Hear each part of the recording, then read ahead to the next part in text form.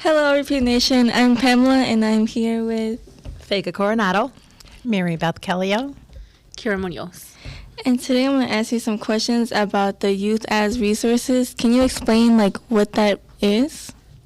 Yes. United Way of Racine County empowers young people in leadership skills, grant making, and community service. So it's a youth-led, youth-designed initiative of United Way of Racine County. What do you guys normally do? Do you have specific stuff you do? So I advise the Youth as Resources student group, and throughout the year I do a lot of leadership training with them, and then I also teach them about the grant process, since they are the ones that are reviewing the applications and saying yeah, we want to try to move this forward or we're not.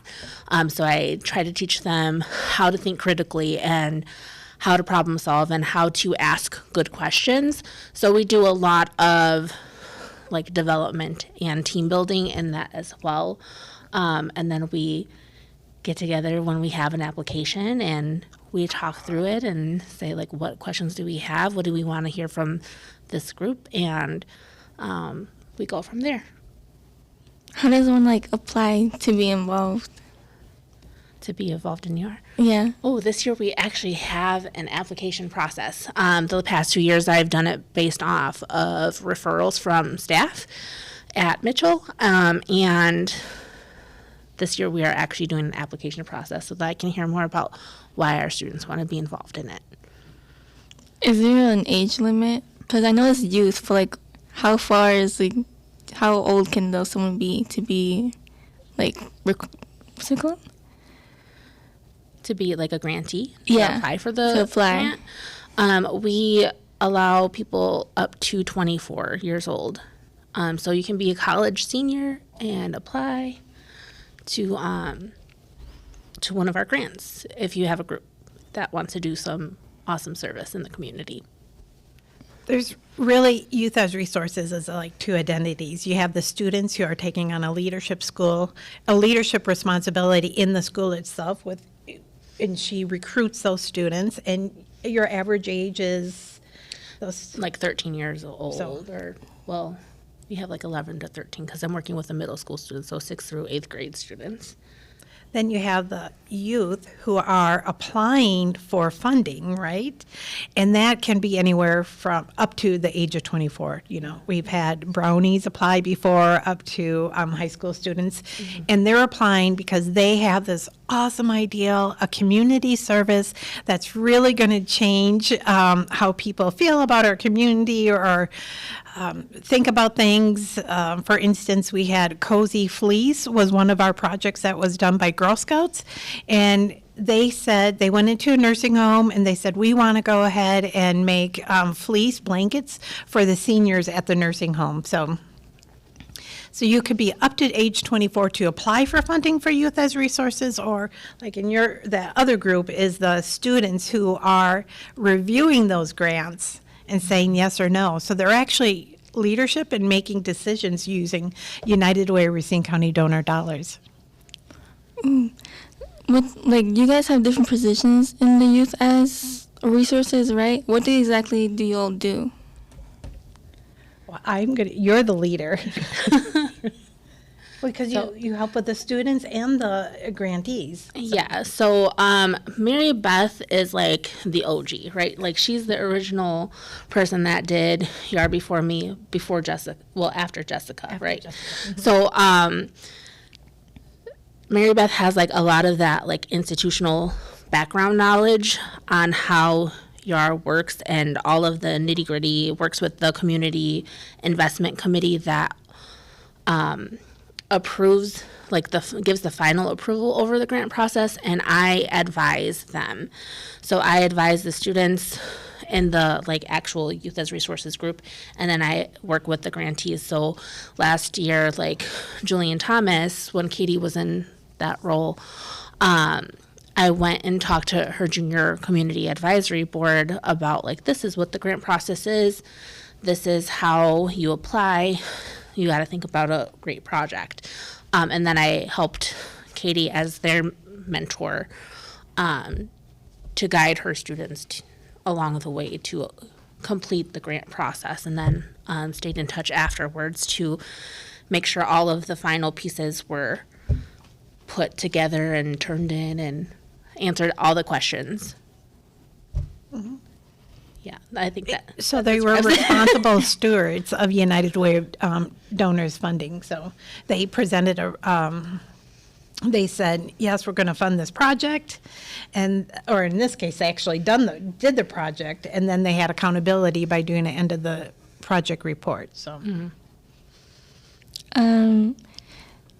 What's like your favorite thing you have done with the youth as resources? Like, I know you guys do a lot, but what's like the most memorable memory that you have? You've been doing this a lot longer than I have. so back in the day, it's actually was pre-COVID, and we would go out and recruit any youth in the community. So whether you were like in middle school, any Racine Unified School District, or even out in Waterford or Burlington, or if you were in high school students, and we would actually sit around here. We had a big U with these tables, and we would actually meet every month on a Monday evening, and we would get together, and we were like, just like, what you're doing now with the students. We would learn leadership skills, how to ask questions, look at each other in the eye, be polite, and, really learn the whole gamut. And when we had a Youth as Resources application, we would ask them to complete the application. The yard board would read it, and then we would go around, what did you like, what didn't you like, and then have questions. If the Youth as Resources adult youth board said, yeah, let's go ahead and fund this, we would ask them to present in person their project, right? One time we had some Girl Scouts come in, and they gave us all cookies. And they were so excited. They actually did really well. They had a PowerPoint for us, and then they brought us cookies.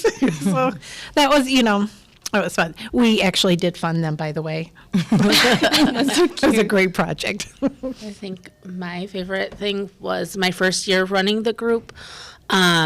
We surveyed the staff at the academies of Racine at Mitchell Community School to see what their needs were, and we decided to make sensory bottles for like a lot of classrooms. And so we were able to partner up with our student leader group at the school as well and make a bunch of those bottles and deliver them to classrooms. And that was a lot of fun. Vega, you want to talk about your involvement? Well, with the most recent event, YAR provided a grant to Julian Thomas for a pop-up pantry. Students helped order food, they helped box, they checked in people receiving the food, they greeted, and then they took out the food to the boxes, to the families' cars. In one case, one of the teachers gave a ride to a family because they didn't have transportation. Oh, that's so nice. So do you have any like future events that you guys are planning? You're in the recruitment for Yeah. students and for anybody who's interested in applying for a Youth as Resources grant. Yeah. So I'm hoping that Junior Advisory Board will apply again this year. But I'm also going to be like presenting at an assembly to do more recruitment. But we don't have any like specific events. It's just really recruiting people to be part of the board and people to apply for the grant. Okay, so that's all the questions I have right now. Do you guys have any questions or like stuff you want to talk about specifically?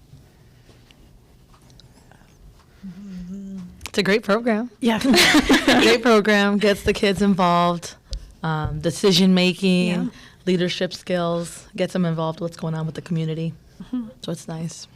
And when I was in charge of Youth as Resources, we were at Karcher Elementary School in Burlington, and we recruited students that teachers at that school said, we want to help them gain their self-confidence and their skills. We started like not knowing each other in the beginning because I think we had about 10 of us, and I would meet with them every other week. By the end of that by the end of the school year, actually, we really had a good group of students that really worked well. And things like what's an elevator speech, things like how do you, when you talk to people, look them in the eye and they're like, why? So it's that little bit of self-confidence that and that leadership skill. I'm probably saying that over and over again, but it really is, because I maybe gave them a voice, because then we were all together and we're like, this is what we're doing. It's kind of hard sometimes. I remember going, okay, remember we're also in charge of promoting youth as resources. So I gave a task like, who are you going to tell about youth as resources? I'm going to tell my dad. Okay, what's your dad going to do with that? Well, he works at so-and-so. Okay. Like keep pushing, because, we can all say, yeah, we're going to do something, but really get them a task and then have them responsible for it. And the next time that we came and we had a report on that, and we also practiced the elevator speech, and we also practiced what is YAR, so we can say it really quick and fast. And well, and for me too, I'm all about relationships. So having that relationship with the youth group was beneficial, I think, for all of us involved. I'll say we have worked really hard to make things more accessible to people. So we've revised our application process. We're in the process of revising it again. We're trying to make things more up to date because Mary Beth brought these lovely books. And so after each project, everybody did like a reflection project book. And now we've tried to get a little bit more with the times, and we're like allowing TikTok submissions or other creative ways for students to just reflect on their project and what they've done. This is still an option, and it's great because then we get to see all the cool things that they did and see it along the way. But we're always looking to make it more relevant and more easy to understand and more accessible to more people. Where do people go to sign up or learn more about the youth as resources? www.unitedway.org/YAR, youth as resources, but it's YAR. So, and I also wanted to put a plug in too. So funding is up to $1,000. Yeah. So that really does, and it doesn't mean your project only has to stay within $1,000. You can have a project that's $5,000 and have other contributors, but we fund projects, community service projects, up to $1,000. We should probably talk about deadlines. Oh yeah. So we have our first deadline is October 23rd, I want to say, and our next one will be in March. But just because those are the deadlines don't mean you can't apply outside of those dates. So we'll have rolling submissions be accepted, but those are like our cutoff dates. We can't really approve anything for the spring after March. I believe it's the 8th, but don't quote me on that. It's on the website. 8th, yeah. It's on the website. Yeah. Okay, so that's all the questions I have today. Thank you for joining us today. Thank you. I think Thank that's you. the end. Thank you. Oh, I ended up touching it. It's okay. It's like 2 seconds I touched it. Is it hard to be quiet? Is it hard to be quiet while you're listening? Don't you want to? Can the hanger done fill out my pocket? That?